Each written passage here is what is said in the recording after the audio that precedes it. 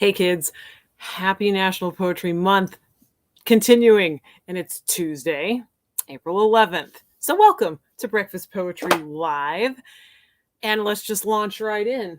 I think if I know where things are, I think I prepared. Let's do it. Okay. Oh, tiny little weird work for today. Here, my little poem's bed, any velvet scene, any shoulder thread, any threat of ease. Word tumbles. You know how it is. Do you have that? I don't always have that. I used to have it in times probably of great anxiety. I would have that very consistently, where I would lie down in bed, escape the day, and close my eyes. And if it was like a sensory deprivation situation where it was dark and maybe there was white noise, I could just like words would like it was like waterfalls. It really was. And they would be weird and they would be, disjointed. And I loved it. It was like a drug. So it doesn't happen now, which probably means I'm not having a lot of anxiety, which is good. But I was grateful for them when I had them because they're fun. And then I just get them occasionally now. And I don't know if they're anxiety related or just a thing that like my brain wakes up on. I don't know, but I do have a beautiful word poem for today. Yesterday, the word I drew was ripple, and here comes the poem Ripple. The ripple in the cosmos startled no one at first.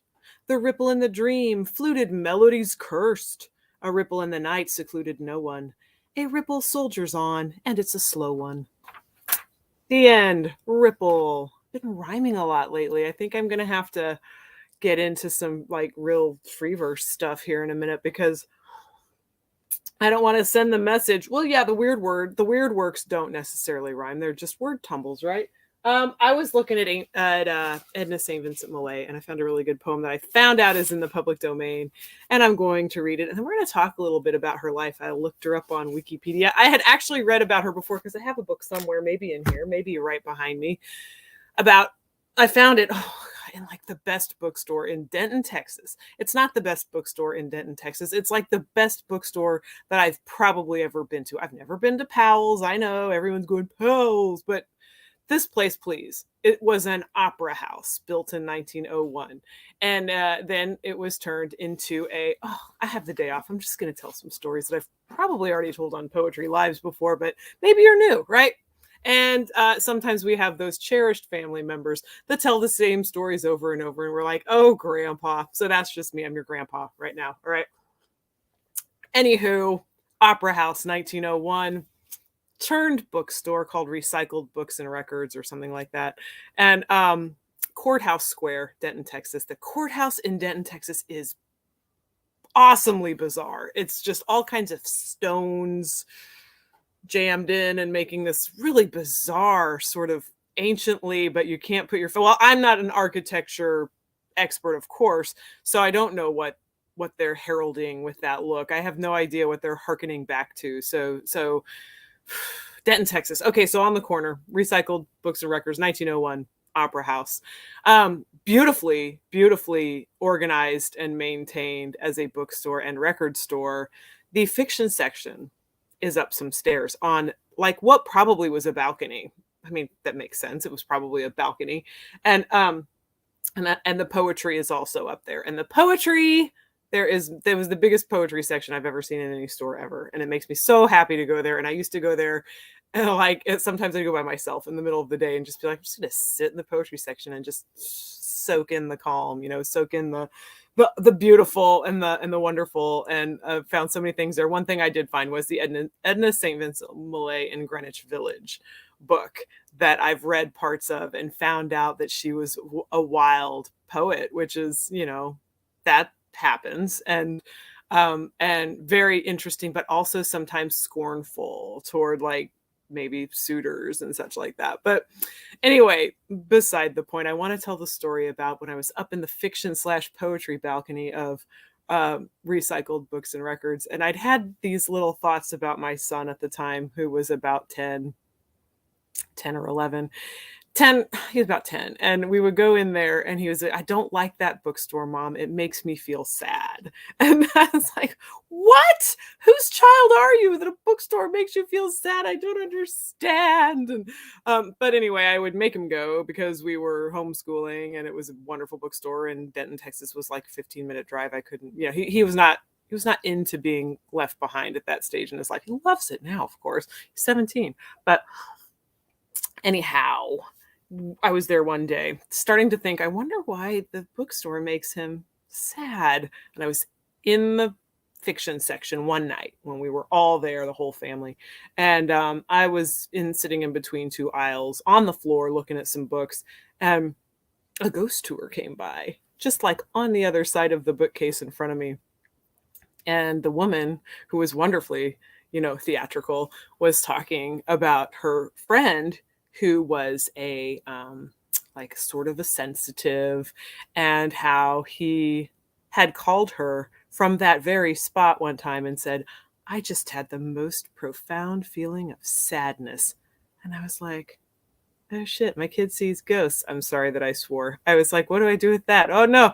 Well, he told me later it just had a smell that no, mom, it was the way it smelled. But after that, before I knew that it was the way it smelled, we went to San Francisco and stayed in this old European style hotel, motel, hostel that was like just small and cheap and dirty. Not dirty, but I mean it was just like not fancy, and like I loved it because it was less expensive and we could just kind of sleep there, and they had this cool little pub section downstairs where we'd eat breakfast. But Clyde was, I mean, beside himself. He did not like it. It worried him and he almost threw up. Okay, he almost threw up. All right, travel kind of did that to him when he was younger and more anxious.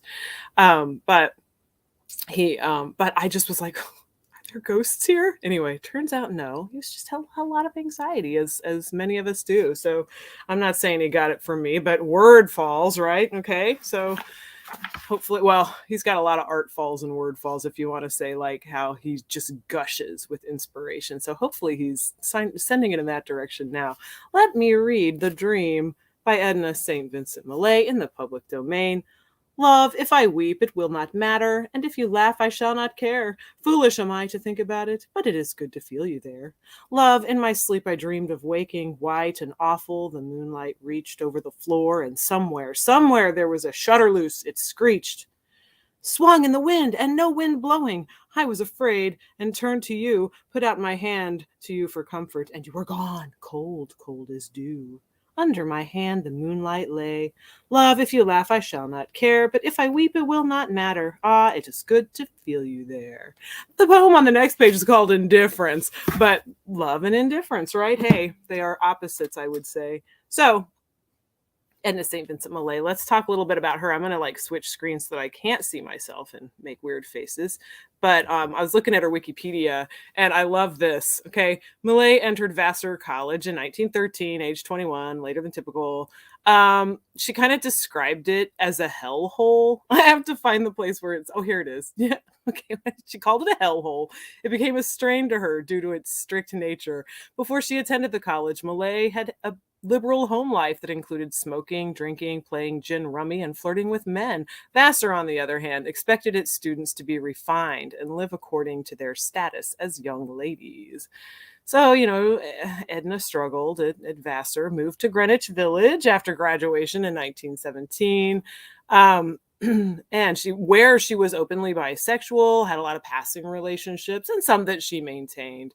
So I think she's a fascinating poetry figure, and I like her work, and reading her work is probably going to keep making me rhyme for a while. But Indifference looked more like a prose poem. I'll have to look at that later. But I thought maybe hey, there's time today. I have the day off, so I'm happy to linger a little bit longer. But we should definitely draw a beautiful word for tomorrow's beautiful word poem from the word balls, from the beautiful words. Will we have another S word for the 5th day in a row? We will. Wait, 4th, 5th, I don't know, sequoia. So today's word is sequoia. Beautiful word.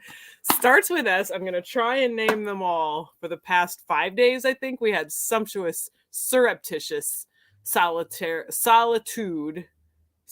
What was today? Oh no, yesterday was Ripple. Okay, so forgive me. We had a bunch of S's, and then we had Ripple, and then we had Sequoia. So the chain was broken, but we're back to S. How about that?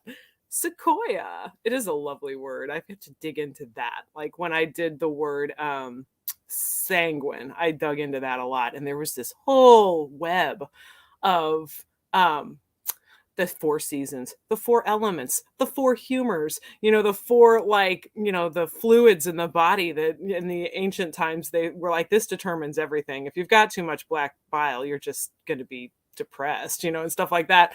So I really dug into that, and I didn't have time to talk about it because it was yesterday and I was dashing to work afterwards. Well, today I am not languid, not lazy, but definitely luxuriating poet. How about some L words? How about that?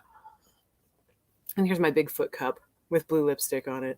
The shade is, I should talk about the shade another day. I'm going to do a whole lipstick show on Saturday, I think, or Friday. I'm not working till later on Friday, so that's cool.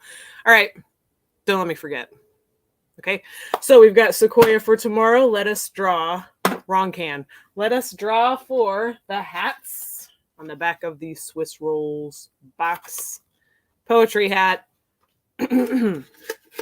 Don't worry, they're all face down. I just looked right into the can. But we have. But you are the teacher, cries no one. That is definitely from my substitute days, where this weird world of. Did you ever think, oh gosh, what if I did all these missteps and I was supposed to be this? And then you go and you're a substitute teacher and you're like, oh, well, I was never supposed to be a teacher. So, I mean, being a substitute teacher and being a teacher are totally different. And I prefer the substitute teacher world in high school level because basically, my job was to sit and do art. And then if they came along and wanted a bathroom pass, say, here you go. So, if they tried to go 2 or 3 times, I tried not to be too much of an idiot, but also I probably didn't notice. So, they saw me coming, but it was great. I got a lot. If you ever read the book Glittering Ghosts by Amy Zollers, a lot of the artwork in there was drawn in high school classrooms in Blue Springs, Missouri. So thank you, Blue Springs, Missouri, for giving me a little art time. All right. Well, that is that for Breakfast Poetry Live of Tuesday, April 11th, 2023. Have a wonderful day with whatever you're doing. And you got some poetry in there, so you're already on a good foot. See you tomorrow.